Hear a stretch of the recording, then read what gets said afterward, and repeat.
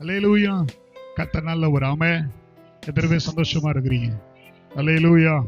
தேவன் பெரிய காரியங்களை செய்கிறவர். அல்லேலூயா. தேவனை விசுவாசிக்கிறவர்களுக்கு சகலமும் நன்மைக்கு எதுவாய் நடக்கிறது என்று வேதம் சொல்கிறது. அல்லேலூயா. அல்லேலூயா. கர்த்தருடைய வார்த்தை என்னைக்கும் பொய்யாய் போகாது. ஆமென். நான் சொல்றேன், நம்ம விசுவாசிக்கிற காரியங்களை கர்த்தர் கவனித்து பார்க்கிறவராய் இருக்கிறார். அல்லேலூயா. நான் விசுவாசிச்சேன்னா கர்த்தர் வானத்திலிருந்து அக்கினி இறங்குவார். அல்லேலூயா. நான் விசுவாசிச்சா தேவன் ஸ்தம்பம் இந்த பூமியில இறங்குவதாய் இருக்கும். அல்லேலூயா. நான் விசுவாசிச்சா தேவன் இந்த பூமியை அதிர பண்ணுகிறவராய் இருக்கிறார். அல்லேலூயா. நான் விசுவாசிச்சா எதையும் என்னால் கர்த்தர் செய்ய வைக்க முடியும். ஆமென் சொல்லுங்க. மரித்தவனை உயிரோடு எழுபச் செய்கிற தேவ ஆவியானுடைய வல்லமை எனக்குள் இருக்குமே, ஆனால் எனக்கு விரோதமாய் நிற்கிறவனுடைய காரியங்கள் ஒன்றும் இல்லாமல் போகும். அல்லேலூயா. அல்லேலூயா. போன வாரம் நான் சொன்னேன், ஆவியில இருந்தா நீ என்ன பண்ண முடியும்? உலகத்தை ஜெயிக்க முடியும். அல்லேலூயா. ஆவியில இருந்தா நீ உலகத்தை ஜெயிக்க முடியும். ஆவியில எப்படி பாஸ்டர் இருக்குது அப்படின்னு ஒரு கேள்வி வந்துச்சு. நான் சொன்னேன், கர்த்தருக்கு சித்தமானால் அடுத்த வாரம் நான் என்ன பண்றேன், ஆவிக்குரியவனை குறித்து நான் பேசுகிறேன் என்று சொன்னேன். அல்லேலூயா. அல்லேலூயா. இன்றைக்கு கர்த்தர் நம்மோடு பேச போகிறார். எத்தனை பேர் விசுவாசிக்கிறீங்க? கண்களை மூடி ஆண்டவரை பார்த்து, ஆண்டவர் என்னோடு பேசும் ஆண்டவரே, என்னோடு பேசும் ஆண்டவரே, என்னோடு பேசும் ஆண்டவரே, உடைய வெளிப்பாடுகள் எனக்கு நேராய் வரட்டும் என்று சொல்லி, ஆண்டவரே உடைய வார்த்தை எனக்கு நேராய் வரட்டும் என்று சொல்லி, ஆவியானவர் கிரியை செய்யும் பொழுது ஆண்டவரே அதை நான் பார்க்கத்தக்க கண்களை கர்த்தர் எனக்கு தரும்படியாய் நாங்கள் செபிக்கிறோம் என்று சொல்லி, இந்த கால வேளையில ஆண்டவரே எங்களை உம்முடைய சமூகத்திலே ஒப்புக் கொடுக்கிறோம். ஆண்டவரே ஆவியானவர் நீர் பேசும், நாங்கள் கேட்கிறோம், நீர் செய்கிற காரியங்களை நாங்கள் பார்க்க கர்த்தர் எங்களுக்கு அனுக்கிரகம் செய்யும், ஆசீர்வதியும். அடியேனை தாழ்த்துகிறேன், பெருமையாக்குறேன், நீங்க பெருங்க, நான் சொல்லுகிறேன். இயேசுவின் நாமத்தில் கேட்கிற நல்ல பிதாவே. அல்லேலூயா. அல்லேலூயா. வார்த்தையை கூட வாசிக்கலாம். 1 கொரிந்தியரின் புஸ்தகம் 4ஆம் அதிகாரம் 20ஆம் வசனத்தை வாசிப்போம். 1 கொரிந்தியரின் புஸ்தகம் 4ஆம் அதிகாரம் 20ஆம் வசனம். தேவனுடைய ராஜ்யம் பேச்சிலே அல்ல, பலத்திலே உண்டாயிருக்கிறது. அல்லேலூயா. அல்லேலூயா. ஆங்கில வேதாகமத்திலே இந்த பலம் என்று சொல்லப்படுகிற வார்த்தை பவர் என்று சொல்லப்படும். அல்லேலூயா. பவர்னா என்ன அர்த்தம்னா அது ஒரு வல்லமையை குறிக்கிறது. அல்லேலூயா. தேவ ராஜ்யம் கட்டப்பட வேண்டுமானால் வல்லமை வெளிப்படாமல் தேவ ராஜ்யம் கட்டப்படாது. ஆமென் சொல்லுங்களேன். அல்லேலூயா. நிறைய நேரம் நான் விசுவாசத்துல நிற்க முடியாமல் போவதற்கான முக்கிய காரணம் என்னன்னா, தேவ வல்லமை எனக்குள் கிரியை செய்யாமல் இருப்பதுதான். அல்லேலூயா. அல்லேலூயா. தேவ வல்லமை எனக்குள் கிரியை செய்யும் போது என்ன நடக்கும் என்பதை நான் பார்க்காததினாலே நான் இன்னும் அந்த வல்லமை குறித்து யோசிக்கவே இல்லை. நான் ஊழியம் செய்ய வாஞ்சிக்கிறேன், நான் இயேசுவை குறித்து சொல்ல விரும்புகிறேன், அற்புதத்தை பெற்றுக்கொள்ள விரும்புகிறேன், என்னுடைய வாழ்க்கையில மென்மையான காரியங்களை பெற்றுக்கொள்ள விரும்புகிறேன், என் சூழ்நிலை மாறுவதற்கான காரியங்களை நான் எதிர்பார்க்கிறேன். எல்லாமே நல்லதுதான். ஆனா நான் அவருடைய வல்லமையை பார்த்திருக்கிறேனா?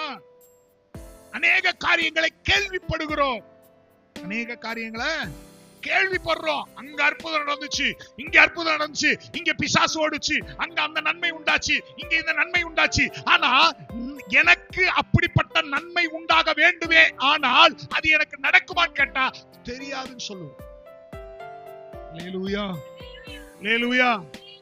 ஏன் தெரியாதுன்னா வாசிக்கலாம். யாத்திராகமத்தின் புஸ்தகம்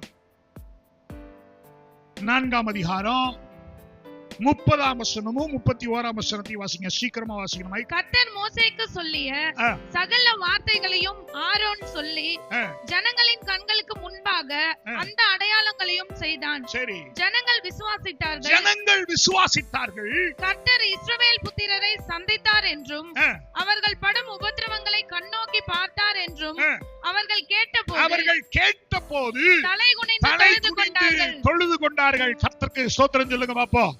அல்லேலூயா. அல்லேலூயா. இங்க ஒரு சம்பவம் நடக்குது. என்னன்னா, ஜனங்கள் ரொம்ப அடிபட்டு வேதனையின் மத்தியில இருக்கும்போது ஒரு செய்தி வருகிறது. மோசே வந்து கர்த்தரை அனுப்பினார் என்று சொல்லி ஆரோனும் மோசேயும் பேசுறாங்க.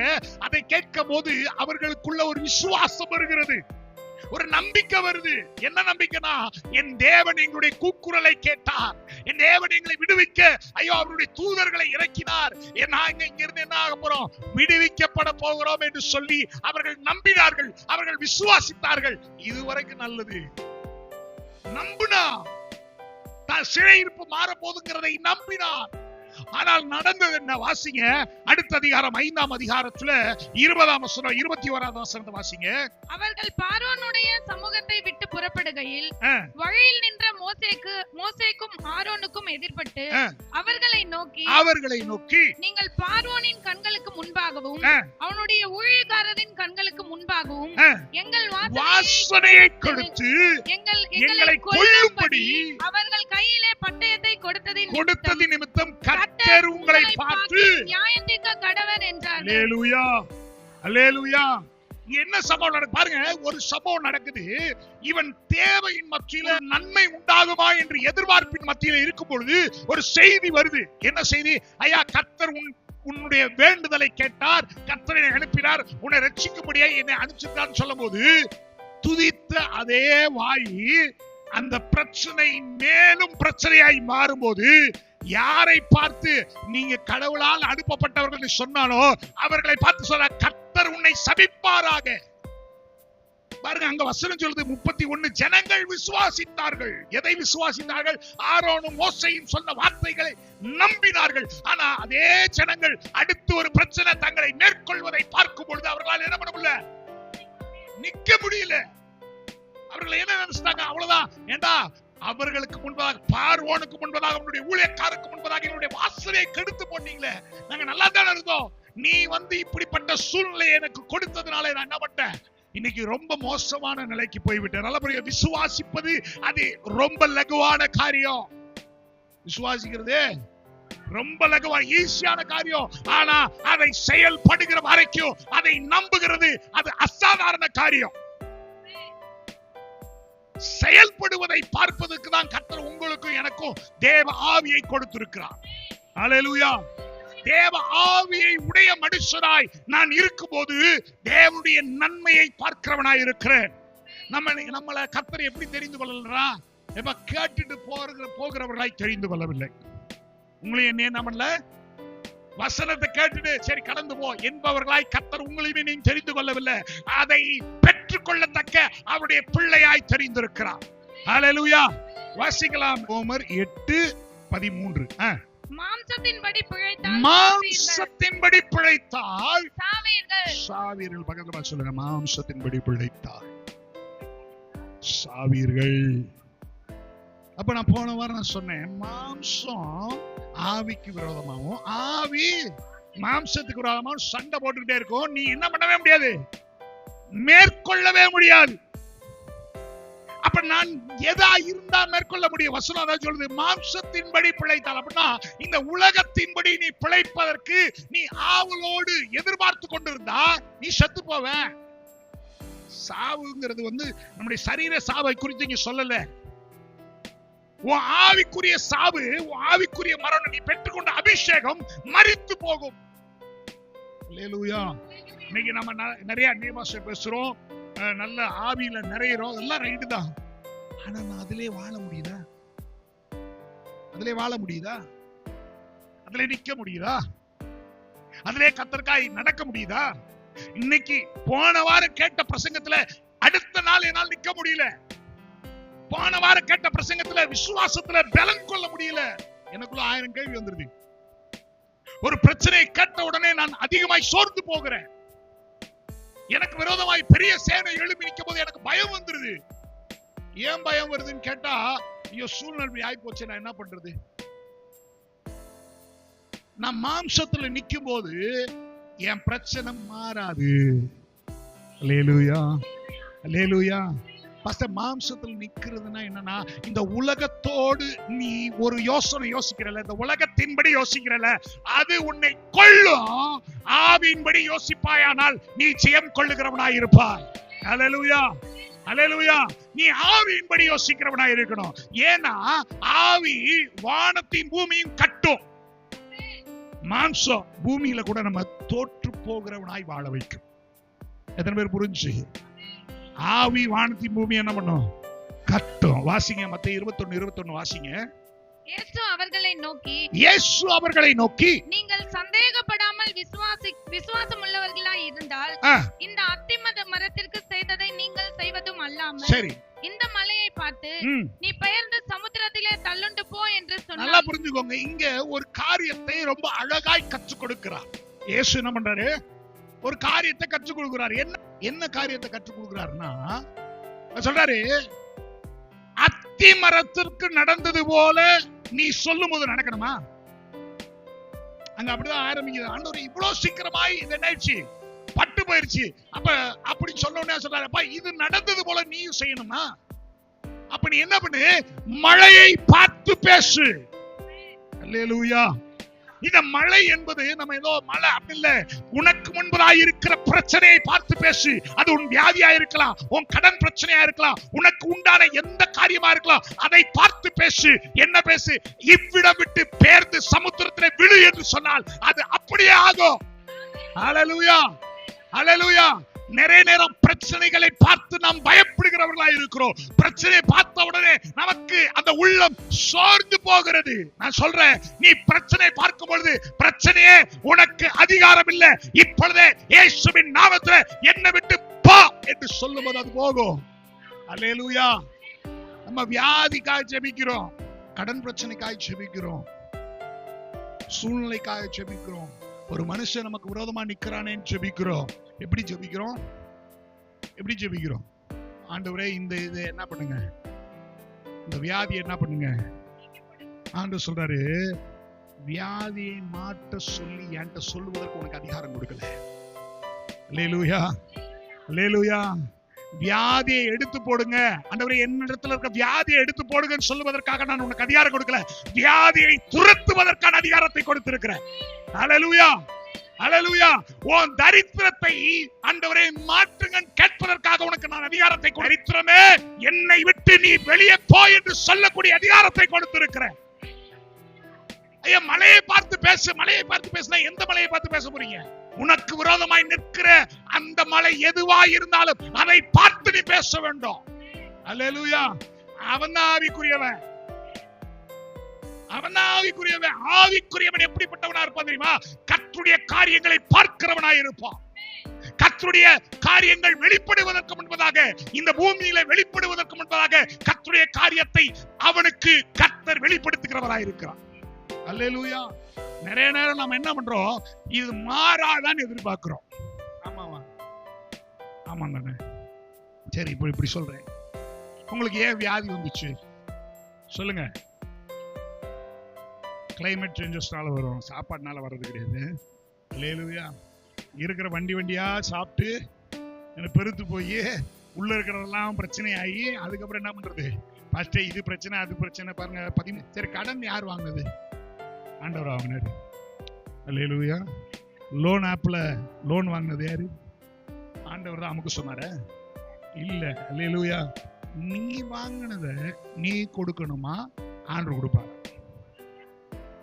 ஆண்டர்கிட்ட கேட்டு வாங்கினியா? ஆண்டர்கிட்ட கேட்டு வாங்கல. அப்ப நீ ஏன் வாங்கிட்ட? இப்ப நீ என்ன பண்ணணும்? கொடுக்கணும். எப்படி கொடுக்கறது? ஆண்டவர் கொடுத்தாதான பச கொடுக்க முடியும். நான் சொல்றேன், அதிகாரத்தை கர்த்தர் உனக்கு கொடுத்திருக்கிறார். அல்லேலூயா. நீ வாயை திறந்து அறிக்கையிடும்போது கர்த்தர் அந்த காரியங்களை மாற்ற வல்லவராய் இருக்கிறார். அவருடைய இருதயம் மாறுகிறதா இருக்கும். நீ அவரை போல மாறினா ரொம்ப சிம்பிள்ங்க. பேதுருட்ட வந்து சொல்றாங்க, அப்பா உனக்கும் போதகருக்கும் வரி கட்டியாச்சான்னு கேட்கிறாங்க. கட்டியாச்சுன்னு அனுப்பிச்சு விட்டான். ஏசு கேட்கிறாரு, என்னப்பான்னு கேட்கிறாரு. இல்ல, உங்களுக்கு எனக்கு வரி கட்ட சொல்ல கட்டியாச்சுன்னு சொல்லிட்டாரு. போடா, போய் என்ன ஒண்ணு தூண்டில போடு, வர மீன் வரும், அதுல வாயத்தர உனக்கு எனக்கும் பணம் இருக்கும், போய் கட்டிடு. அல்லேலூயா. அல்ல, இயற்கையை கத்த எனக்காக அனுகூலம் செய்கிறவர், நானும் நீங்களும் ஆராதிக்கிற தேவன். அல்லேலூயா. அவர் நேற்றும் இன்றும் என்றும் மாறாதவர். அவர் சொன்னால் நடக்கும். அல்லேலூயா. அதைத்தான் கர்த்தர் உங்களை சொல்ல வைக்க விரும்புகிறார். அவர் சொன்னால் நடக்கும், நான் சொன்னால் நடக்கும். அதுதான் எனக்கான அதிகாரம், அதுதான் எனக்கான அபிஷேகம், அதுதான் எனக்கான வல்லமை, அதுதான் எனக்கான மேன்மை. ஹல்லேலூயா. நம்ம சொல்லும் போது எப்படிதான் சொல்லுவோம்? ஒரே வியாதி பாஸ்டர், அல்லேலூயா. நான் சொல்றது நல்லா புரிந்து கொள்ளணும். நம்ம எங்க மாறி இருக்கோம், எங்க தவறி இருக்கிறோங்கிறத ஆவியானவரை காட்டி கொடுக்கிறார். ஏன் தெரியுமா? நீ தப்புவிக்கப்படணுங்கிறதுக்காக கர்த்தர் பேசுறார். அல்லேலூயா, அல்லேலூயா. நீ ஆவியில பலனா இருந்தனா உனக்கு முன்பதாக இந்த லோகத்தின் பிசாசு வானமண்டல பொல்லாத ஆவியின் நடுங்கோ. அல்லேலூயா. வானத்திலும் பூமியிலும் சகல அதிகாரம் எனக்கு கொடுக்கப்பட்டிருக்கு, அதே அதிகாரத்தை உனக்கும் நான் தருகிறேன் என்று சொல்லி கர்த்தர் கையில அந்த அதிகாரத்தை கொடுத்திருக்கிறார். ஆனா என்ன பிரச்சனை தெரியுமா? அந்த அதிகாரத்தை பயன்படுத்துவதற்கு எனக்கு அவருடைய ஆவி தேவை. அல்லேலூயா, அல்லேலூயா. அந்த ஆவி இல்லாம நீ இயேசுவின் நாமத்துலனா என்ன ஆகாது? ஒண்ணும் நடக்காது. கடன் பிரச்சனையே இயேசுவின் நாமத்துல போனா நீ சொல்ற எவ்வளவு உனக்கு கடன்? 25 லட்சமா? 50 மாத்திரை மருந்து வரும். அல்லேலூயா, அல்லேலூயா. நீங்க ஆவியை உடையவர்களாய் இருந்தா இந்த உலகம் உனக்கு கீழ்ப்படியும். அல்லேலூயா. அப்ப யாரு ஆவிக்குரிய மனுஷனாய் இருக்க முடியும்? இங்க பிரச்சனை தான். என்னால என்ன பண்ண முடியல? நான் செய்திகளை கேட்கிற, பிரசங்கத்தை கேட்கிற. கர்த்தருக்கு ஸ்தோத்திரம். ஒரு பாஸ்டர் பயங்கரமான ஊழியக்காரர். அவர் பேரு பிஷப் பென்சன். அவர் பேரு வாய்க்குள்ள நிலையில் ஆப்பிரிக்காக்காரர், நைஜீரியால இருக்கிற ஒரு மனுஷன். இந்த மனுஷத்துல ஞாயிற்றுக்கிழமை அவருக்கு விசுவாசி. அவர் என்ன பண்ணிக்கிறாரு? சபைக்கு ரட்சிக்கப்பட்டு சபைக்கு போயிருக்கிறார். அப்ப பாஸ்டர் பிரசங்கம் பண்ணிக்கிறாரு. நீங்கள் பிசாசுகளை துரத்துவீர்கள், மரித்தவனை உயிரோடு எழுப்புவீர்கள், வியாதியஸ்தர்கள் மேல் கைகளை வைக்கும் போது வியாதிகள் மறைந்து போகும் அப்படிங்கறத பிரசங்கத்தை கேட்டிருக்கிறார். கேட்ட உடனே அவருக்கு சபை முடிஞ்ச உடனே நேரா போய் பாஸ்டர் கேட்கிறார். பாஸ்டர், நீங்க தானே சொன்னீங்க கை வச்சா என்ன பண்ணும்? வியாதி என்ன பண்ணும்? பிசாசு என்ன பண்ணும்? மரித்தவன் என்ன பண்ணும்? உண்மைதானா? அவர் சொல்லிக்கிறார், ஆமா உண்மைதான், வசனம்தான் சொல்லுது. இவர் நேரா வெளியே, சர்ச்சை விட்டு வெளியே வந்து சைக்கிள் எடுத்துக்கிட்டு ஒவ்வொரு தெருவா போயிருக்கிறார். இங்க யாரும் செத்தவன் இருக்கானா? இங்க யாரும் செத்தவன் இருக்கானா? இங்க யாரும் செத்தவனா இருக்கா? 12 மணில இருந்து 4 மணி வரைக்கும் ஒவ்வொரு தெருவா போயிருக்கா. இங்க யாரும் செத்தவன் இருக்கிறானா? செத்தவன் இருக்கிறானா? செத்தவன் இருக்கிறானா? செத்தவன் இருக்கா? யாரும் மரித்து போயிருக்கிறாங்களா? சொல்லுங்க சொல்லுங்க. யாரும் இல்ல, யாரும் இல்ல, யாரும் இல்ல. ஒரு 4 மணிக்கு ஒரு வீட்டுக்கு போகும்போது அங்க சொல்ல, ஆமா இங்க ஒரு ஆள் மரித்திருக்கு, 3 வயது குழந்தை. அல்லேலூயா. அப்ப இவர் போய் சொல்றாரு, எதுக்கு வந்திருக்கிறீங்க? நான் செத்து போன உன் பிள்ளைய உயிரோடு எழுப்புறதுக்கு வந்திருக்கிறேன்.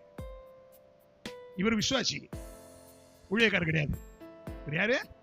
விசுவாசி, ஊழியக்காரர் கிடையாது. இவங்களுக்கு ஒண்ணும் புரியல. அப்ப இவரும் போய் கையில தூக்கி வச்சு, இயேசுவின் நாமத்துல குழந்தைய எந்திரி, என்னமோ ஜெபம் பண்ணிக்கிறாரு. இவருக்கு ஒண்ணும் புரியல. என்னடா பாஸ்டர் இப்படிதான் பிரசங்கம் பண்ணாரு, இங்க நான் சொல்றேன் உன்னை எழும்பலையே.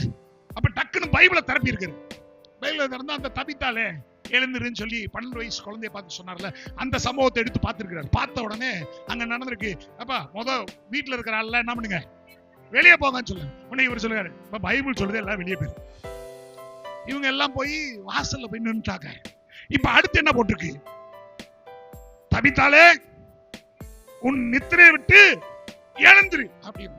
உடனே இவர் சொல்றாரு, இயேசுவின் நாமத்துல. அவ பேரு கேட்டிருக்காமா, பேர் என்ன? இனிக்காவே ஏதோ ஒரு பேர் சொல்லி இருக்காங்க. இனிக்காவே இயேசுவின் நாமத்துல தூக்கத்துல இருந்து எந்திரி அப்படின்னு 4 தும்பலை போட்டு அந்த பிள்ளை எந்திரிச்சு உட்காந்துச்சான். அல்லேலூயா, அல்லேலூயா. அடுத்து என்ன போட்டிருக்கு? சாப்பாடு கொண்டு வாங்க, சாப்பாடு கொண்டு. அடுத்து தான் அவன் பிள்ளை. இத சொல்லி முடிச்ச உடனே இவர் கிளம்பி அடுத்த தெருக்கு போயிட்டாரு. அடுத்து யாரு செத்துருக்கியா? அடுத்து யாரு செத்துருக்கியா? அடுத்து யாரு செத்துருக்கியா? அல்லேலூயா, அல்லேலூயா. ஆவி அப்படிப்பட்டதுதான் இருக்கும். கேட்டுட்டு இன்னைக்கு கர்த்தர் உன்னை கொண்டு பெரிய காரியங்களை செய்ய போகிறார். கர்த்தருக்கு ஸ்தோத்திரம். சரி பாஸ்டர், இன்னைக்கு மீன் எடுக்கலாமா, சிக்கன் எடுக்கலாமா? அல்லேலூயா. நீ முடிச்ச உடனே பாஸ்டர் ஒரு ஃபங்க்ஷன் இருக்குது, நான் என்ன பண்ணணும்? அல்லேலூயா. தேவ ராஜ்யம் பேச்சில் அல்ல, பவர்ல இருக்கு, வல்லமையில இருக்கு. கர்த்தர் அந்த வல்லமையை உனக்கும் எனக்கும் கொடுத்திருக்கிறார். அல்லேலூயா. ஐயா, பிசாசுக்கு ஒரு வல்லமை இருக்கும்னா தேவனை ஆராதிக்கிற உங்களுக்கும் எனக்கும் அவனை காட்டிலும் மேலான வல்லமை இருக்கிறது. அல்லேலூயா, அல்லேலூயா. ஆலன் சொல்லி ஒரு பாஸ்டர், அப்பலாம் நான் அந்த பிரசங்கம் தான் பார்த்து ஏ ஆலன். அவரு பென்னிஹின் எத்தனை பேருக்கு தெரியும்? பென்னிஹின் கேள்விப்பட்டிருக்கீங்களா? இவங்கெல்லாம் அவங்க நான் சொல்ற ஊழியக்காரர்கிட்ட போய் அபிஷேகத்தை பெற்றுக்கொண்டவங்க, வாங்கினவங்க. நான் சொல்றேன் இன்னைக்கு பென்னிஹினை பூச்சி எல்லாருக்குமே தெரியும். ஆனா இவங்களுக்கு ஒரு அப்பே இருக்கிறான். அது யாரு? அந்த ஊழியக்காரர். அல்லேலூயா, அல்லேலூயா. அப்ப அந்த ஊழியக்காரர் அவர் வந்து ஒரு ஒரு பிரசங்கம் பண்றாரு. பிரசங்கம் பண்ணி முடிச்ச உடனே இதே மலையை பார்த்து பேருந்து சல்லுண்டு போகணும்னு ஒரு வீல் சேர்ல கூப்பிட்டு வராங்க. யார? வீல் சேர்ல கூப்பிட்டு வராங்க. கூப்பிட்டு வந்த ஆளை பார்த்து சொல்றாரு, இயேசுவின் நாமத்துல இப்பொழுது நீ பலன் அடைவாயாக. அல்லேலூயா. வீல் சேர்ல கொண்டு வராங்க. நல்லா புரிஞ்சுக்க. வீல் சேர்ல கொண்டு வந்த அந்த மனுஷன் காலை தொட்டு முதுக தொட்ட மாத்திரத்துல அவர் குதித்து எழுந்து நடக்க ஆரம்பித்தார். கர்த்தருடைய வல்லமை அப்படிப்பட்ட மகிமையை கொண்டு வந்தது. அல்லேலூயா. இன்னைக்கு சபை உங்களையும் என்னையும் கர்த்தர் அப்படிப்பட்ட வல்லமையில காண்பிக்க வேண்டும் என்று விரும்புகிறார். ஆனா நீங்களும் நான் என்ன பண்றோம்? கேட்டுட்டு சோறு கிடைக்குதா, குழம்பு கிடைக்குதா? அல்லேலூயா, அல்லேலூயா. ஐயா, நீ ஆவியில பிறக்கலனா நீ என்ன பண்ணவே முடியாது. தேவனுடைய மகிமையை ஜனங்களுக்கு காண்பிக்க முடியாது. இன்னைக்கு உன்னை கொண்டு கர்த்தர் பெரிய காரியங்களை செய்ய வேண்டும் என்று அவர் திட்டம் பண்ணியிருந்தா ஏன் உன்னால செய்ய முடியல தெரியுமா? நீ அவரோடு இணைக்கப்படாமல் இருக்கிற. என்ன பண்ணல? இதுக்கெல்லாம் ஸ்பெஷலான ஆள் தான் வரணும். பிசாசு துரத்துறதுக்கு, வியாதி மறையிறதுக்கு. ஆமென், அல்லேலூயா, அல்லேலூயா. பென்சன் சொல்லக்கூடிய அந்த ஊழியக்காரரு ஊழியத்துக்கு வந்துட்டாரு. ஊழியத்துக்கு வந்ததற்கு பின்பு அங்க ஒரு செய்தி வருகிறது. என்ன செய்தினா, சிகாகோல ஒரு கூட்டம் நடத்துறாங்க.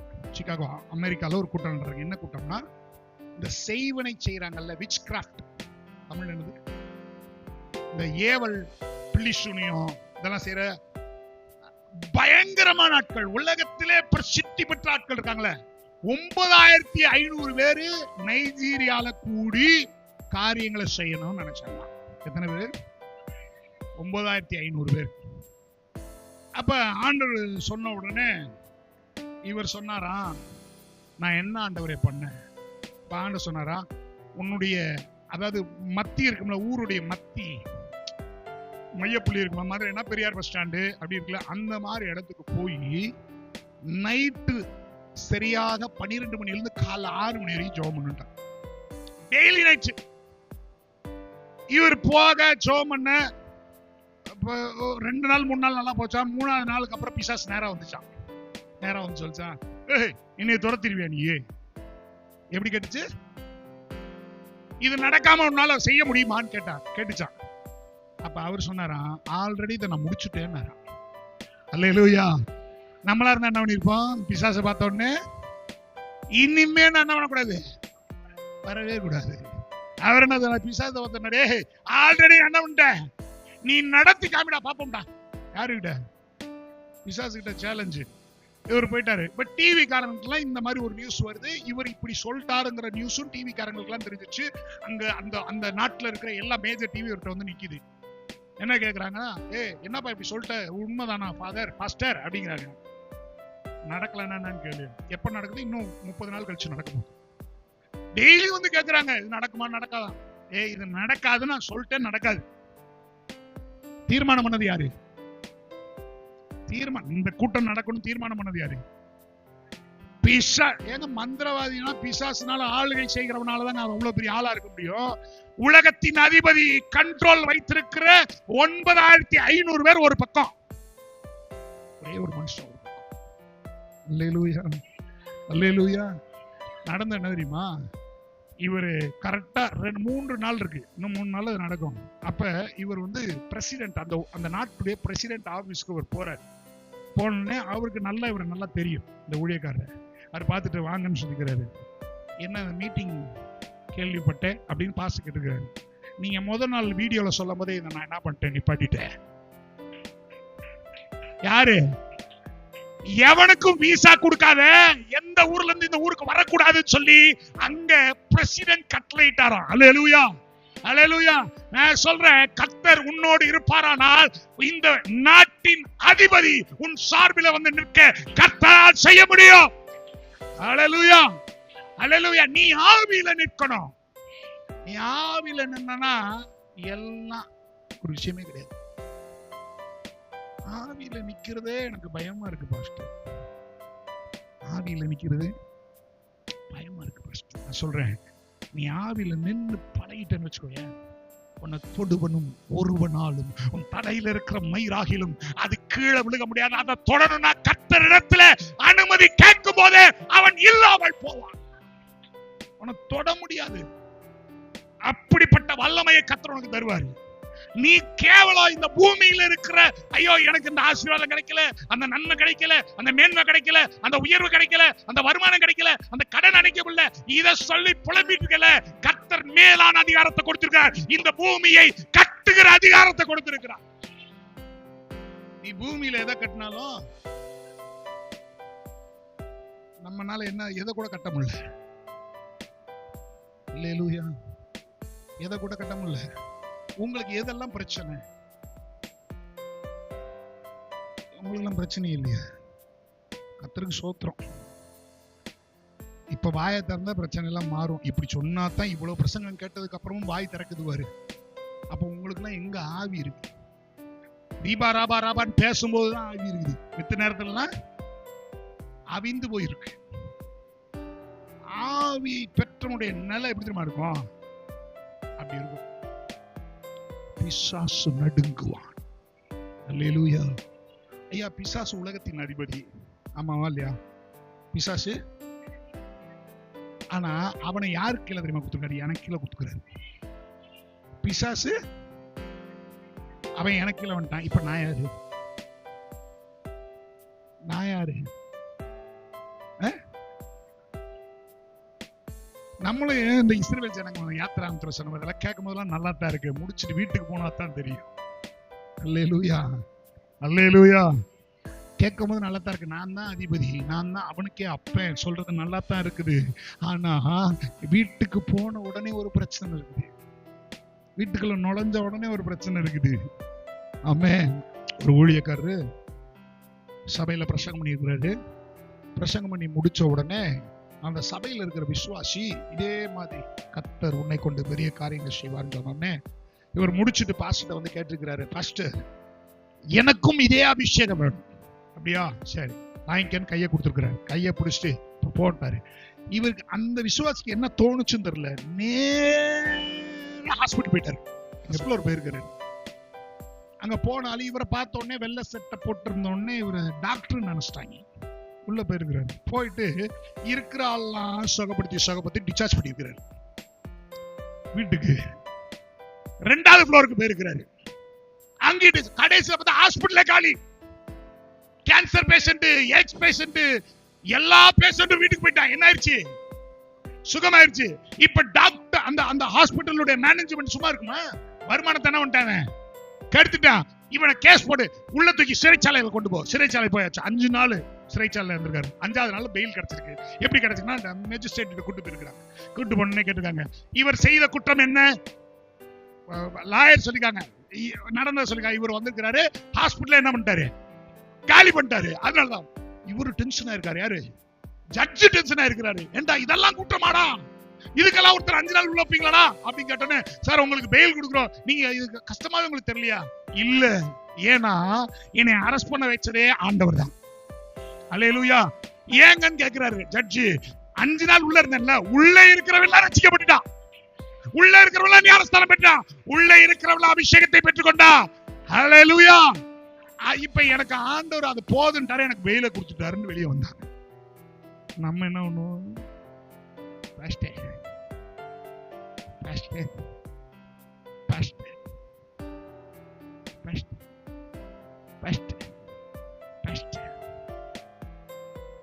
அல்லேலூயா, அல்லேலூயா. ஐயா, அபிஷேகம் உனக்குள்ள இருந்தா நீ செய்கிறதெல்லாம் வாய்க்கும். ஆமென். அல்லேலூயா. அபிஷேகம் என்பது ஒரு மேன்மை. நீ அபிஷேகத்தை பணத்தோட கம்பேர் பண்ணாத, அபிஷேகத்தோட சுகத்தோட கம்பேர் பண்ணாத, அபிஷேகத்தை இந்த பூமியோட கம்பேர் பண்ணாத. அது வானத்துக்குரியது, வானத்துக்குரியதா கம்பேர் பண்ணு. அல்லேலூயா. அது உன்னை கொண்டு வர லெவல் வேற இருக்கும். அல்லேலூயா, அல்லேலூயா. 1 ராஜாக்களின் புஸ்தகம் 6ஆம் அதிகாரம் 14 to 18 வரை வாசிங்க. அப்பொழுது அவன் அங்கே குதிரைகளையும் ரதங்களையும் பலத்த ராணுவத்தையும் அனுப்பினான். அவர்கள் ராக்காலத்திலே வந்து பட்டணத்தை வளைந்து கொண்டார்கள். நல்லா புரிஞ்சுக்கோங்க. நடக்கிற சம்பவம் என்னன்னா, ஒரு மனுஷனை சிறை பிடிப்பதற்காக ஒரு ராஜ்யத்திலிருந்து ஒரு பெரிய படை வந்திருக்கு. யார பிடிக்கிறதுக்கு? யார? எலிசாவை பிடிக்கிறதுக்கு ஒரே ஒரு மனுஷன். ஏங்க, ஒரு மனுஷனை பிடிக்கிறதுக்கு எத்தனை பேருங்க போவாங்க? ஒரு எலிசா என்கிற ஊழியக்காரனை சிறை பிடிப்பதற்கு ஒரு படை போயிருக்கு. எப்ப போச்சு? பிளான்லாம் பண்ணிருக்கான். என்ன ஒண்ணு பிடிக்கிறதுக்கு பிளான்லாம் பண்ணிருக்கான். எப்படிலாம் பிளான் பண்ணிலாம் என்ன பண்ணிருக்காங்க? யார பிடிக்கிறதுக்கு? எலிசா பிடிக்கிறதுக்கு வந்திருக்காங்க. இப்ப இது எதுவுமே தெரியாம எலிசா தூங்கிட்டு இருக்கிறான், வேலைக்காரன் என்ன பண்ணிருக்கான். இப்ப நைட்டு உள்ள அந்த இடத்தை சுத்திட்டாங்க. இப்ப உதாரணமா சொல்றேனே, இந்த இடத்தை சுத்திட்டாங்க. ஒரு ராணுவம் வந்து உள்ள இருக்கிறெல்லாம் போட்டு தள்ளணும் வந்துட்டான். யார? இப்ப பிரசங்கத்தை கேட்டுக்கிறதுனால நமக்கு தெரியாது. லைட்டா அந்த ஜன்னல் தெரிஞ்சு அந்த பக்கம் கண்ணோட ஒருத்தர் நிக்கிறான். இப்ப சிந்தை இங்க இருக்குமா அங்க இருக்குமா? பாஸ்டர் பேசிக்கிட்டு இருக்க, இந்த இங்கிட்டு போயிட்டு வந்துடுறேன். ஏன்னா இங்கிட்டு போனா சுட்டு போடுவான். ஆனா என்ன இங்கிட்டு போவோம் அப்படின்னு தான் யோசிப்போம். எலிசா என்ன பண்றான்? உள்ள படுத்து இருக்கிறான். காலைல எந்திரிக்கிறான். வேலைக்காரன் வெளியே வந்து அந்த வசனம் 17ஆம் வசனம் சொல்லுது. 16ஆம் வசனம் 15 கடைசி வாசிங்க. தேவனுடைய மனுஷரின் வேலைக்காரன். கடைசி வாசிங்கன்னா கடைசி வாசிங்க. ஐயோ என் ஆண்டவனே, என்ன செய்வோம் என்றான். என்ன செய்வோம்? அத பாத்துட்டான். பெரிய சேனை நிக்குது. ஒத்தால பிடிக்கிறதுக்கு இவ்வளவு சேனையா? அப்ப எப்படி இருக்கும் அவனுக்கு? நடுங்க தானே செய்யும். நீ எதுக்கு பயப்படுறியோ அது உன்னை மேற்கொள்ளும். நீ கர்த்தருக்கு பயந்தா கர்த்தர் உன்னை மேற்கொள்வார். நீ உலகத்துக்கு பயந்தா உலகம் உன்னை மேற்கொள்ளும். அவன் வந்து வெளியே பார்த்துட்டு வந்து சொல்றான், என்ன ஆண்டவரே, நம்மளாம் என்ன பண்ண போறோம்? அடுத்த வசனம் வாசிங்க. 16ஆம் வசனம். அதற்கு அவன், பயப்படாதே, அவர்களோடு இருக்கிறவர்களை பார்க்கிலும் என்னோடு இருக்கிறவர். ஹல்லேலூயா. எப்படிங்க 2 பேரை வச்சுக்கிட்டு அவங்கள காட்டிலும் நம்ம கூட இருக்கிறாள் பெரிய? நீ ஆவியில இருந்தா பாப்ப. ஹல்லேலூயா. நீ ஆவியில இருந்தா பாப்ப. எப்படி பாப்ப தெரியுமா? உன்னை சுற்றி இருக்கிறவர்களை அல்ல, அவர்களை சுற்றி உனக்காக அவருடைய ரதங்களை இறக்கின தேவனை பார்ப்பாய். ஹல்லேலூயா, ஹல்லேலூயா. அங்க நடக்கிற காரியம் என்னன்னா, வந்துட்டா சுத்திட்டா எல்லாம். இப்ப யாருக்கு தெரியும் வந்திருக்கிறது யாருன்னு? எலிசாக்கு தெரியும். யாரெல்லாம் பின்னாடி இருக்கா, யாரெல்லாம் முன்னாடி இருக்கான்னு யாருக்கு தெரியும். ஆனா யாருக்கு தெரியல. அப்ப எலிசா ஒண்ணு பண்றான். வாசிங்க. அப்பொழுது எலிசா விண்ணப்பம் பண்ணி, கர்த்தாவே, இவன் பார்க்கும்படி இவன் கண்களை திறந்தருளும் என்றான். போதும். என்ன ஆகுனுங்க? பிரச்சனை எங்க இருக்கு? அல்லேலூயா. இவன் குருடனா இருக்கிறான். எத்தனை பேர் இங்க குருடனா இருக்கிறீங்க? நீங்களாம் குருடன் இல்ல. அப்ப உங்களுக்கு பயம்லாம் கிடையாது. அப்ப இன்னைக்கு போய் செத்தவனா இவரோட எழுப்பிட்டு வந்துருங்க. ஆமாவா?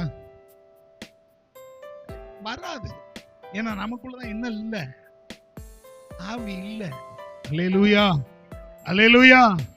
மரித்தவனை எழுப்ப செய்கிற ஆவியானவர் எனக்குள்ள வாசம்னா, நான் மரித்தவனை உயிரோடு எழுப்ப. அந்த வைராகியம் எனக்கு இருக்கா? இல்ல. ஏன்னா உங்களுக்குள்ள ஆவியானவர் கிரியை செய்யல. உங்களுக்குள்ள ஆவியானவர் கிரியை செய்தா நீ மலையை பார்த்து பெயர்ந்து தள்ளுண்டு போனா போகும். மலையை பார்த்து உன் பிரச்சனை எதுவோ அதை பார்த்து நீ பெயர்ந்து போனா அதை உன்னை விட்டு போகும். அல்லேலூயா. மொர்தெகாய்க்கு நாள் குறிச்சான். ஆனா குறித்த நாளில மொர்தெகாய் சாகல, ஆமான் மரித்தான். அதுதான் ஆவியானவர். அல்லேலூயா. எனக்குள் இருக்கிற ஆவியானவரை நான் துக்கப்படுத்தாம இருந்தா போதும். எப்படி தெரியுமா துக்கப்படுத்துறீங்க? இப்ப நீங்க பதில் சொல்லாம இருக்கீங்க, அதுவே கர்த்தரை நீங்க துக்கப்படுத்துறதா. என்னால செய்ய முடியும் அப்படின்னு. ஏன்னா ஊழியக்காரங்க, அநேக ஊழியக்காரங்க எழும்புனதற்கான காரணம் தெரியுமா? இந்த மாதிரி பிரசங்கத்தை கேட்ட உடனே அவங்களுடைய ஆவி கொதித்து எழுந்த போது நானும் இப்படிப்பட்ட காரியத்தை செய்வேன் என்று அவர்கள் எதுக்குள்ள போனாங்கன்னா தேசத்துக்குள்ள கடந்து போனாங்க. அதனால கர்த்தர் அவங்களை பயன்படுத்தினார். நீங்க நம்ம பக்கத்து வீட்டுக்காரன கூட என்ன பண்றது, என் மேல இருக்க அபிஷேகத்தை காண்பிக்க முடியல. என் மேல ஒரு அபிஷேகம் இருக்குங்க, அந்த அபிஷேகத்தை பார்க்கும்போது அவருடைய இருதயம் கரைந்து போக வேண்டும். எனக்கு விரோதமா பெரிய சேனை வந்து நின்னாலும் நான் சொல்லணும், என்னோடு இருக்கிறவர் இவர்களை காட்டிலும் அதிகமானவர். அப்படிப்பட்ட ஒரு வைராகி இருந்துச்சுன்னா நான் சொல்றேன், உங்களை ஒரு மனுஷனாலும் தொட முடியாது. அல்லேலூயா, அல்லேலூயா. நியாயாதிபதிகள் புஸ்தகம் வீட்டுல போய் வாசிங்க. நியாயாதிபதிகள் புஸ்தகம் 14ஆம் அதிகாரத்திலிருந்து 16ஆம் அதிகாரம் வரைக்கும் சிம்சோனை பத்தி போட்டுக்கோ. நான் ரொம்ப அதை குறித்து வாசிச்சேன். எனக்கு ரொம்ப ஆச்சரியமா இருந்தது. அவன் எங்கேயுமே ஆண்டருக்கா வைராக்கியமா பாராட்டல. ஆண்டருக்கு எங்கேயுமே ஆண்டருக்கு வைராக்கியம் பாராட்டல. அவன் இஷ்டத்துக்கு செஞ்சான். ஆனா அவன் மேல் ஆவியானவர் இருந்தனால அவனை ஒருவனாலும் தொட முடியவில்லை. அல்லேலூயா, அல்லேலூயா. அவன் எப்படி நான் எதை கட்டு நீ என்ன வேணா செய்ய, நான் என்ன பண்ண அசால்ட்டா போயிடுவேன், அசால்ட்டா போயிடுவேன். ஆவியானவர் அதாங்க செய்வார். அல்லேலூயா, அல்லேலூயா. 5 காரியங்களை நான் சொல்லி உங்களுக்கு நான் முடிக்க விரும்புகிறேன். நான் ஆவிக்குரிய மனிதனாய் மாறணும். இப்ப நம்ம கேட்ட பிரசங்கத்தின்படி நான் என்னவா மாறணும்? என் பிரச்சனை அதுதான். நான் என்ன பண்ண முடியல. இந்த பிரசங்கம் கேட்கறதெல்லாம் எனக்கு எப்படிதான் இருக்கு, ரொம்ப சந்தோஷமா இருக்குது, ரொம்ப குஜாலா இருக்குது. கேட்டோடனே ரைட் ஓகே, முடிஞ்ச உடனே பேய் பிடிச்சவங்கள பாத்திருக்கீங்களா? பேய் பிடிச்ச பிசாசு பிடிச்சாலாம் பாத்திருக்கீங்களா? பாத்திருக்கீங்களா? பாக்கலையா? அது எப்படி ஆடும் அந்த குறிப்பிட்ட நேரத்துல? பயங்கரமா ஆடும். ஒரு ஆள என்ன பண்ண முடியாது. அது முடிஞ்சு போனதுக்கு அப்புறம் என்ன ஆகும்? அதை தூக்குறதுக்கு 4 பேர் வரணும். நம்ம இல்லையா? நம்மளும் அப்படி ஆயிட்டோம். இங்க வந்தோடனே ரீபா ராபான்னு அப்படியே மேலைக்கு வானத்துக்கும் பூமிக்கும் குதிக்கிறது. முடிச்சுட்டு போகணும்னு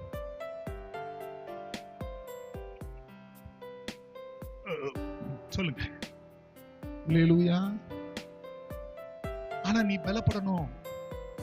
எவ்வளவு காலம் பலன் இல்லாம இருப்பீங்க. அல்லேலூயா, அல்லேலூயா. 5 காரியங்களை நான் 5 பாயிண்ட்ஸ் நான் சொல்லிட்டு நான் அந்த பிரசங்கத்தை முடிக்க விரும்புகிறேன். நான் ஆவிக்குரிய மனிதனாய் மாற வேண்டும். ஆனால் நான் எப்படி ஆவிக்குரிய மனிதனாய் மாற முடியுமா? முதலாவது காரியம், பரிசுத்த ஆவியானவரை புரிந்து கொள்ள வேண்டும். அல்லேலூயா. பரிசுத்த ஆவியானவரை என்ன பண்ணணும்? பக்கத்துல பார்த்து சொல்லுங்க, பரிசுத்த ஆவியானவரை புரிந்து கொள்ள வேண்டும். ஏன் புரிந்து கொள்ளணும்? ஆவியானவரை புரிந்து கொள்வதுன்னா என்ன? இப்ப உங்களுடைய கணவன் உங்களுடைய மனைவி இருக்கிறாங்கல்ல, பொதுவா கணவன் மனைவிக்குள்ள சண்டை ஏன் வருது? ரொம்ப சிம்பிள். புரிஞ்சுக்கிட்டா எப்படி புரிஞ்சு கொள்ள முடியும்? எப்படி புரிந்து கொள்ள முடியும் கேக்குறேன். நீங்க அவரோடு பழகினால். அப்ப ஆவியானவரை முதலாவது நான் புரிந்து கொள்ள வேண்டும். புரிந்து கொள்ள வேண்டும்னா அவரோடு நான் என்ன பண்ணணும்? பழகணும். அவரோடு நான் பேசணும். அவரோடு நேரத்தை செலவிடணும். பரிசுத்த ஆவியானோடு நீங்கள் ஒப்புரவாக வேண்டும். அவரை புரிந்து கொள்ள வேண்டும்னா முதல் அவரோடு ஒரு ஐக்கியத்தை ஏற்படுத்த வேண்டும். அல்லேலூயா, அல்லேலூயா. அவரை புரிஞ்சுக்கணும். என்ன சொல்ல வராரு அப்படிங்கிறத புரிஞ்சுக்கணும். அவர் பேச ஆரம்பிக்கும் போது நம்ம தூங்கிடுறது. அவர் முடிச்சோடனே ஆமேன் போட்டு வீட்டுக்கு போயிருக்கு. எப்படி? ஆவியானவர் முதல் நீ தெரிந்து கொண்டால், தெரிந்து கொள்வதற்கே நீ பலனா இருக்கணும். ஆமென். ஆவியானவரை தெரிந்து கொள்வதற்கு நீ பலனா இருக்கணும்னா முதல் நீ தெளிந்த புத்தியோடு இருக்கணும். சிந்த ஆவியானவருடைய ஆவியானவர் என்ன பேச வர்றாரு, என்னை குறித்து என்ன பேச வர்றாரு, இந்த வார்த்தை எனக்குரியது அப்படிங்கிற எண்ணம் எனக்கு இருக்கணும். அப்படி இருந்துச்சுன்னா உன் ஆவி உனக்குள்ளே பலன் கொள்வதை நீ உணர முடியும். அல்லேலூயா. அப்ப முதல் காரியம், நான் ஆவிக்குரிய மனிதனாய் மாறுவதற்கு முதல் காரியம் என்னது? ஆவியானவரை புரிந்து கொள்ள வேண்டும். சரி, 2வது காரியம், அவரோடு ஐக்கியப்பட வேண்டும். அதாவது அபைடுன்னு சொல்லுவாங்க. அபைடுனா என்ன தெரியுமா? இணைக்கப்பட்டிருக்கணும். என்ன பண்ணணும்? நம்ம அபிஷேகம் எப்பதான் வரும்? ஊழியக்காரனும் விசுவாசியும் கனெக்டடா இருந்தா இங்க கேள்வி கேட்கும் போது அங்கிருந்து பதில் வரும். நான் மட்டும் ஆவியில பேசிட்டு போயிட்டே இருந்தேன்னு வச்சுக்கோங்க, நீங்க ஆவியில இல்லைன்னு வச்சுக்கோங்களேன், நான் பேசிட்டு போயிருவேன், உங்களுக்கு அது என்ன பண்ணாது? பிரயோஜனமா இருக்காது. அதனாலதான் கனெக்ட் ஆகும். என்ன பண்ணணும்? கனெக்ட் ஆகும். ஏன் நீ ஆவிக்குரிய மனுஷனாய் மாறணும்னா நீ என்ன பண்ண? நீ இணைக்கப்பட்டிருக்கணும். சொல்லுங்க, ஆவியானவரோடு என்ன பண்ண இருக்கணும்?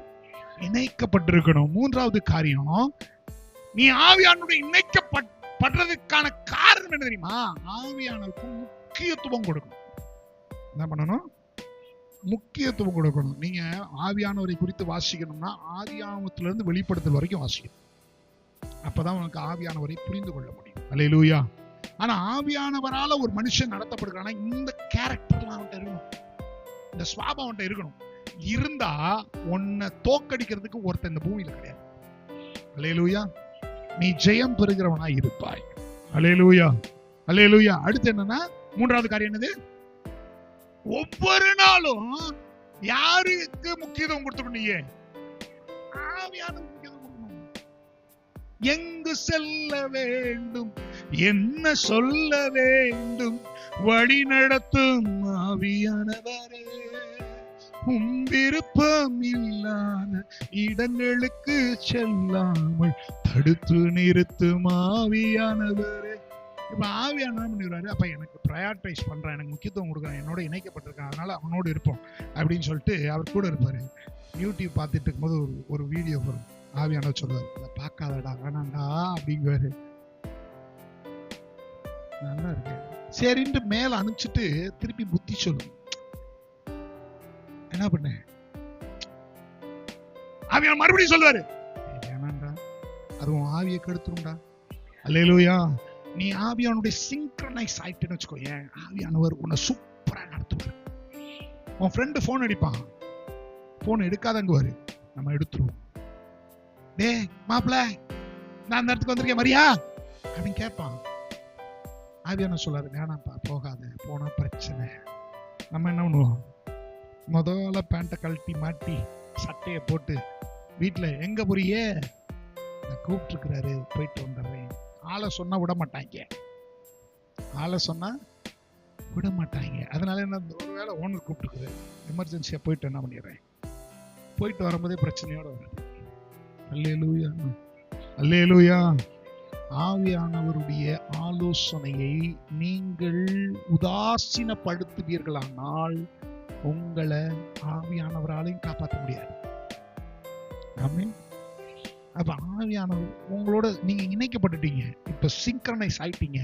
இப்ப அவர் சொல்லுகிற பிரகாரம் தான் நீங்க நடக்கணும். ஆமென். பாருனா பார்க்கணும், விட்டுனா விட்டணும். அல்லேலூயா. அவர் கண்டிக்க மாட்டாரு, தண்டிக்கவும் மாட்டாரு, கண்டித்து உணர்த்துவார். கண்டிப்புங்கிறது வேற, கண்டித்து உணர்த்துகிறது வேற. கண்டித்து டே வேணாண்டா அப்படிங்கறது கண்டித்து உணர்த்துவது. ஆனா செஞ்சதுக்கு அப்புறம் அவர் உன்னை அடிக்க மாட்டார், உன்னை விட்டுட்டு அவர் போயிடுவார். அல்லேலூயா. அப்ப நீங்க என்ன பண்ணப்படணும்? இணைக்கப்பட்டிருக்கணும், பிரையாரிட்டைஸ் பண்ணிடணும், அவரை முக்கியத்துவப்படுத்தும். அல்லேலூயா. இரண்டாவது காரியம் இணைக்கப்பட்டது. மூணாவது காரியம் என்னது? முக்கியத்துவம். அவர் என்ன சொன்னாலும் செய்வது. அல்லேலூயா. நான்காவது காரியம், அவர் சொல்லுகிறதுல காம்ப்ரமைஸ் இருக்கிறது. எப்படி எப்படி சொல்லுங்க? காம்ப்ரமைஸ்னா அவர் சொல்லுவாரு, நீ போய் இந்த குடும்பத்தை சொல்லி, இல்ல இந்த நபர்கிட்ட போய் இப்படி பேசு, இல்ல இதை குறிச்சு பேசு, நாளை பாத்துக்கிறேன் ஆண்டவரே, இல்ல திடீர் நைட்டு 12 மணிக்கு எந்திரிச்சு ஜெபம் பண்ணு அப்படின்னு சொல்லுவாரு. ஆவியான சொல்லுவார், சொல்லியிருக்கிறார், எனக்கெல்லாம் சொல்லியிருக்கிறார். அப்ப டக்குன்னு என்ன பண்ணணும்? நைட்டு 12 மணிக்கு ஒரு குடும்பத்தை போய் பாருங்கிறார். நான் போய் பார்க்க போறேன், ஏற்கனவே சொல்லியிருக்கிறேன். கழுத்துல கத்தி வச்சு நிக்கிறான், ஜெபம் பண்ணி அந்த சமாதானப்படுத்திட்டு வந்தேன். அப்ப ஆவியானவர் உனக்கு எல்லா காரியத்தை குறித்தும் சொல்லுவார். நீ என்ன பண்ணக்கூடாது? காம்ப்ரமைஸ் ஆகக்கூடாது. சரி ஆண்டவரே சொல்லணும். உடனே சரி ஆண்டவர் நான் போறேன், அவ்வளவுதான், முடிஞ்சிச்சு. அப்போஸ்தலர் நடவடிக்கைகள் எடுத்தீங்கன்னு வச்சுக்கோங்க, அப்போஸ்தலர்களுக்கெல்லாம் சொல்லுவார், இப்போ உடனே போ. பவுல் ஏன் வந்தான் தெரியுமா? பவுலுங்கிற ஒரு நபர் ஏன் தெரியுமா அப்போஸ்தலர் ஆனாரு? ஏன் ஏதாவது உங்களுக்கு தெரியுமா? சரி, நானே சொல்லிடுறேன். தெரியுமா? தெரியாது. அவன் ஒரு சொப்பனத்தை காண்பான். பேதுரு ஆண்டவர் சொப்பனம் கொடுப்பாரு. அது கூடையில எல்லா விலங்குகளும் இருக்கிற மாதிரி இருக்கும், அதுல பண்ணி இருக்கும். அதை பார்த்த உடனே அவன் அந்த சொப்பனத்தை ஏற்றுக்கொள்ள மாட்டான். அதனால என்ன பண்ணிடுவான்னா அதை விட்டுருவான். இது இந்த பண்ணிங்கிறது எதற்காக காண்பித்தார்னா, புறஜாதி மத்தியில நீ போகணுங்கிறத யாருக்கு வெளிப்படுத்தியிருப்பார்னா பேதுருக்கு வெளிப்படுத்தியிருப்பார். ஆனா அவன் செய்யல. ஆனா அதுக்கு பின்பதாக யார் வரான்னா பவுல் வர. அவன் ஏற்றுக்கொள்கிறான். அதாவது பேதுரு ஸ்தாபித்த சபையை காட்டிலும் பவுல் அதிகமாய் ஸ்தாபித்தார். அல்லேலூயா. நீ அவைலபிளா இருந்தா மட்டும் போதும், கர்த்தர் உன்னை பயன்படுத்த ஆரம்பிச்சிடும். அல்லேலூயா, அல்லேலூயா. காம்ப்ரமைஸ் பண்ணவே கூடாது, நெகோசியேட்டே பண்ணக்கூடாது. ஆண்டவர் 1 மணி நேரம் ஜெபம் பண்ணு சொல்றாரா? ஆண்டவரே 1/2 மணி நேரம், ஆண்டவரே 1/4 மணி நேரம், இன்னைக்கு 1/4 மணி நேரம், நாளைக்கு 1 மணி நேரம் ஜெபம் பண்ண சொல்றா, 1 மணி நேரம், 1.25 மணி நேரம் பண்ற ஆண்டவரே சொல்லணும். அல்லேலூயா, அல்லேலூயா. 5வது காரியம், இந்த 4 காரியத்தை நீ செய்வாயானால் 5வது காரியம், நீ ஆவிக்குரிய மனுஷன். அல்லேலூயா, அல்லேலூயா. நீ இந்த 5 காரியத்தை ஃபாலோ பண்ணா கர்த்தர் உன்னை பயன்படுத்த ஆரம்பிச்சிடும். எத்தனை பேர் பயன்பட விரும்புகிறீர்கள்?